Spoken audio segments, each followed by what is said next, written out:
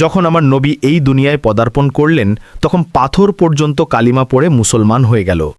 প্রিয় দর্শকবৃন্দু, হজরত আমিনা রাজিয়াল্লাহু তাআলা আনহা বলেন, যখন আমার সন্তান আমার পেটে ছিল তখন আমি খুবই অদ্ভুত অদ্ভুত জিনিস দেখতাম। যদি আমি বাড়ির বাইরে যেতাম তবে একটা মেঘের ছায়া আমার ওপর এসে পড়ত আর আমি মোটেও রোদ অনুভব করতাম না। যদি আমি পানি আনতে জমজমের কুয়ার দিকে যেতাম তবে পথের গাছগুলো তাদের ডালপালা আমার সামনে ঝুঁকিয়ে দিত, যেন তারা আমাকে সালাম করছে। আমি অবাক হতাম যে এসব শুধু আমার সাথেই কেন হচ্ছে। যখন আমি জমজমের কুয়ার কাছে পৌঁছতাম তখন নিচের পানি নিজের থেকেই ওপরে উঠে আসত এবং একেবারে কুয়ার মুখ পর্যন্ত ভরে যেত। তারপর আমি নিজের হাতে বালতি ধরে পানি তুলে নিতাম। মক্কার মহিলারা আমাকে কুয়ার কাছে আটকে দিত এবং যেতে দিত না।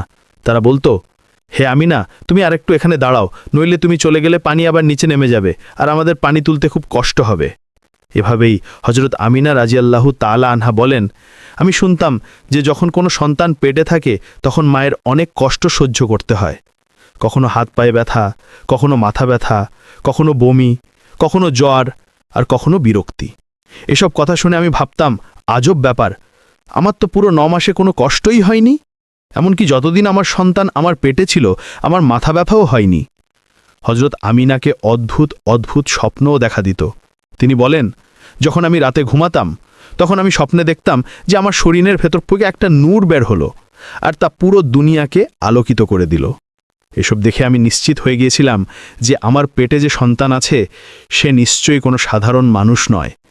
পয়গম্বর হজরত মুহাম্মদ মুস্তাফা সাল্লাল্লাহু আলাইহি ওয়াসাল্লাম যখন তার মা হজরত আমিনা রাজিয়াল্লাহু তাআলা আনহার পেটে ছিলেন তখন একদিন তার দাদি তার দাদাকে ইশারায় ডেকে বললেন, তুমি কি জানো এই পুত্রবধূ আমিনা খুব দামি আতর ব্যবহার করে?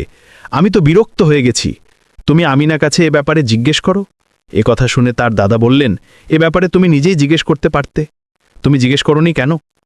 তখন তার দাদি বললেন, আমি অনেকবার চেষ্টা করেছি, কিন্তু যখনই আমি আমিনার সামনে যাই তখন তার নুরানি চেহারা দেখে চুপ হয়ে যাই। আমিনার চেহারায় এতটাই উজ্জ্বলতা এসেছে যে আমি কিছু জিজ্ঞেস করতেই পারি না, তুমি নিজেই গিয়ে জিজ্ঞেস করো। এ কথা শুনে তার দাদা বললেন, তুমি তো মেয়ে মানুষ, বাড়িতে থাকো, কিন্তু আমি পুরুষ মানুষ, বাইরে যাই।